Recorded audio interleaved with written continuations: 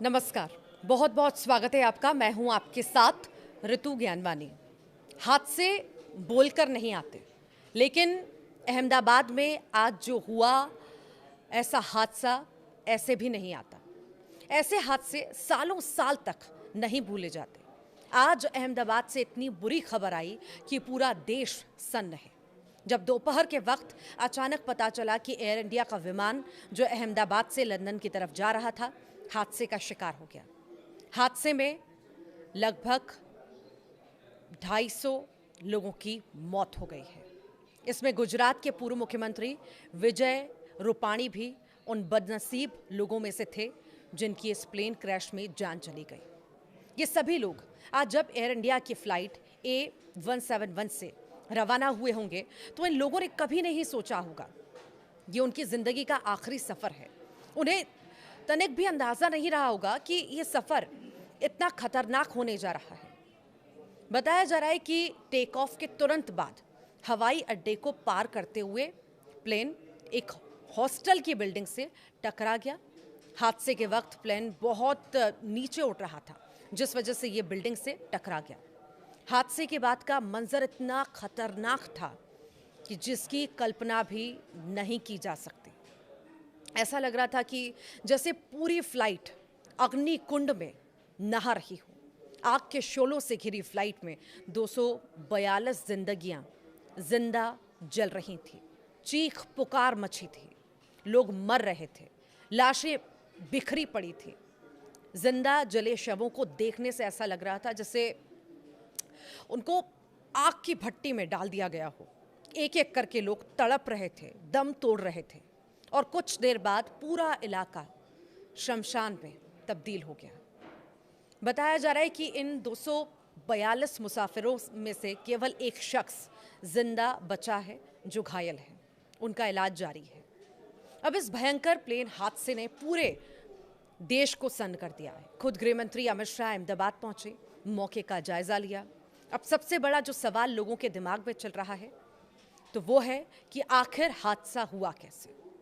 क्या यह हादसा किसी तकनीकी गड़बड़ी से हुआ या फिर मानवीय भूल है? क्या प्लेन के पायलटों की चूक की वजह से यह हादसा हुआ है? पिछले कुछ दिनों में एयर इंडिया के विमानों में खामियां नजर आती रहीं, और इस हादसे ने एक बार फिर एयर इंडिया की विमानन सेवा पर सवाल भी उठा दिए। जो फ्लाइट हादसे का शिकार हुई वो बोइंग 787-8 ड्रीम लाइनर है, जो पूरी दुनिया में अपनी एडवांस टेक्नोलॉजी और ईंधन दक्षता के लिए जानी जाती है। लेकिन पिछले कुछ सालों में इसमें कई तकनीकी और सुरक्षा से जुड़ी समस्याएं भी सामने आईं। बोइंग 787-8 ड्रीम लाइनर का उपयोग लंबी दूरी की अंतर्राष्ट्रीय उड़ानों के लिए बड़े स्तर पर दुनिया की एयरलाइनों द्वारा किया जाता है और इसे आधुनिक और कुशल विमान माना जाता है। लेकिन इसमें भी खामियां नजर आई हैं। ये फ्लाइट अहमदाबाद से लंदन जा रही थी, यानी उसे लंबी दूरी तय करनी थी और उसके लिए अपने फ्यूल टैंक को पूरी तरह से भरकर उड़ान भरना था। यह प्लेन बोइंग का 787-8 ड्रीमलाइनर मॉडल था। इसमें 2 क्लास लेआउट के साथ कुल 248 पैसेंजर के बैठने की सीट होती है। बोइंग की साइट के अनुसार एक बार में इसके उड़ान की रेंज 13,620 किलोमीटर होती है और इसमें GNX-1B ट्रेंट 1000 इंजन लगा होता है। GlobalAir.com और ग्रुप की रिपोर्ट के अनुसार इस मॉडल की फ्यूल कैपेसिटी लगभग 126 से 127 हज़ार लीटर की होती है। इस प्लेन में उड़ान भरते समय 1,25,000 लीटर जेट फ्यूल भरा गया था। अब इस हादसे की टाइमिंग पर गौर कीजिए। अधिकारियों ने बताया कि बोइंग ड्रीमलाइनर विमान ने दोपहर करीब 1:47 बजे उड़ान भरी और उड़ान भरने की मंजूरी मिलने के 9 मिनट बाद दुर्घटनाग्रस्त हो गई। दरअसल इस प्लेन को अहमदाबाद से लंदन पहुंचने में 5 घंटे लगते हैं, लेकिन वो 9 मिनट बाद ही क्रैश हो गई, यानी उसमें पूरा का पूरा जेट फ्यूल जस का तस बचा था। ऐसे केस में उसके क्रैश होने से उसके आग के गोले में बदलने की सबसे बड़ी वजह यही नजर आती है।